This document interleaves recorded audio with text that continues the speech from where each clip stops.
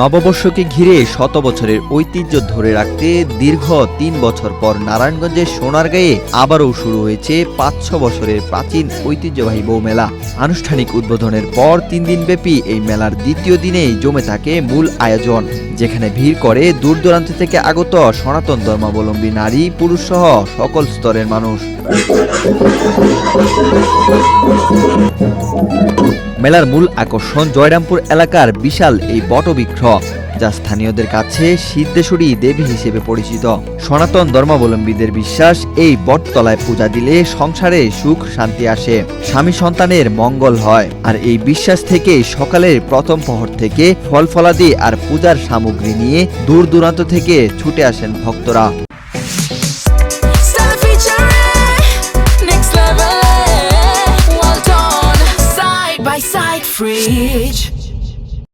অনেকে মানত পূরণের জন্য কবুতর উড়ান, কেউ বা দেন পাঠা বলি। মূলত বটগাছকে কেন্দ্র করে গড়ে উঠেছে এই ইতিহাস। এই মেলা শুধু ধর্মীয় আচারের মধ্যেই সীমাবদ্ধ নেই, এটি এখন গ্রামীণ সংস্কৃতির এক অনন্য প্রদর্শনী। মৃৎশিল্পীদের নিপুণ হাতে তৈরি মাটির টেপা পুতুল, হাতি ঘোড়া আর মাটির হাড়ি পাতিল ক্রেতাদের মনে করিয়ে দেয় বাংলার হারানো ঐতিহ্য। এছাড়া বাঁশ, কাঠ ও লোহার তৈরি নিত্য প্রয়োজনীয় জিনিসের পসরা সাজিয়ে বসছেন কারিগরেরা। বাহারি মিষ্টান্ন আর মন্ডাইয়ের ঘ্রাণে মেলার বাতাস যেন আরও ভারী হয়ে উঠেছে। মেলায় আগত নারীরা জানান, পারিবারিকভাবে বড়দের কাছ থেকে এই মেলার গুরুত্ব সম্পর্কে শুনে আসছেন তারা। প্রতি বছরই তারা এখানে এসে পূজা দেন এবং সংসারের কল্যাণ কামনা করেন। তাদের বিশ্বাস, এই পূজা তাদের জীবনে শান্তি ও সমৃদ্ধি বয়ে আনে। আমি আসছি মূলত আমার ফ্যামিলিকে নিয়ে। আমি খুব ছোটবেলা থেকে আমি এখানে আসতাম। এই প্রত্যেক বছর লাস্ট 3 বছর হয় না, কারণ রোজার কারণে মেবি এটা হয় নাই। কিন্তু আমি আমার ছোট থেকে, আমার ভাইয়ের ছেলে এখন ছোট, মানে আমরা বলতে গেলে আমার ছোট থেকে আমার পরজন্ম প্রজন্ম জেন আলফা থেকে জেন জি সবাই আসতাম এখান থেকে। ইভেন আমার বাবা, আমি শুনছি যে এখানে ওরাও আসতো। অনুভূতি বলতে অনেক বছর পরে নস্টালজিয়া কাজ করতেছে, এটা একটা ভালো ব্যাপার। আমি অবশ্যই সবাইকে বলবো এই মেলাটা যেটা ঐতিহ্যবাহী মেলা, বটপুরের মেলা মনে হয় না আশেপাশের 7 এরিয়াতে এমন কেউ নাই যে চিনে না বা জানে না। তো আমি অবশ্যই সবাইকে বলবো সবাই আসুন।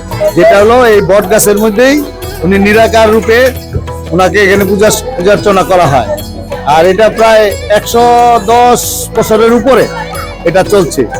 এই পূজাটাই চলছে এলাকাবাসী, গ্রাম্য মানুষ, এলাকার যে হিন্দু সম্প্রদায় আছে তারা সম্মিলিতভাবে, বিশেষ করে আমাদের পরিবারের থেকেই এটা দায়িত্ব নিয়ে যুদ্ধ। আমার দাদা ছিলেন, বাবা কাকারা ছিলেন, বর্তমানে আমি আছি।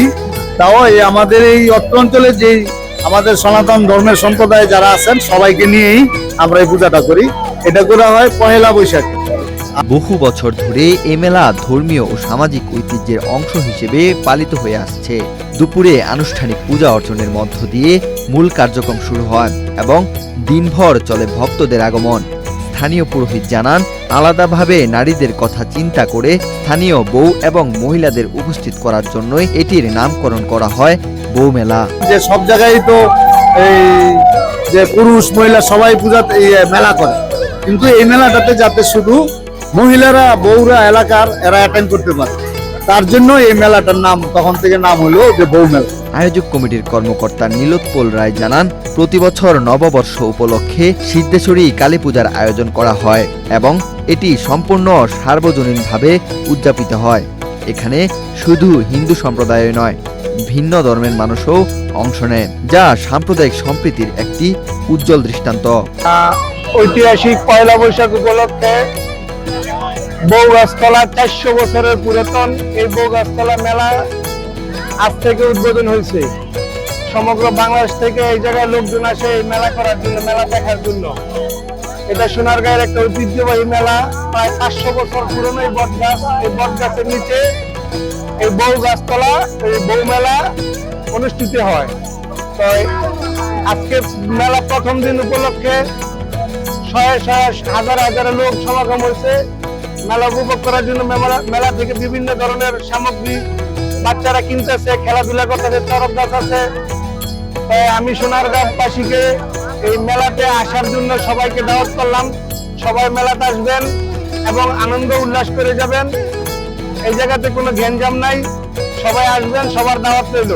বিশ্বাস ও সংস্কৃতির অনন্য মিশ্রণে সোনারগাঁয়ের এই বউ মেলা শুধু একটি ধর্মীয় আয়োজন নয়, এটি হয়ে উঠেছে গ্রামীণ জীবনের প্রাণের উৎসব, যা যুগের পর যুগ ধরে বাঙালির সংস্কৃতিকে বাঁচিয়ে রেখেছে। যুগের পর যুগ এভাবেই টিকে থাকুক এমন ঐতিহ্য, এটাই প্রত্যাশা অনেকের। ওয়াহিদ হোসেন জিহাদ, বাংলাদেশ প্রতিদিন।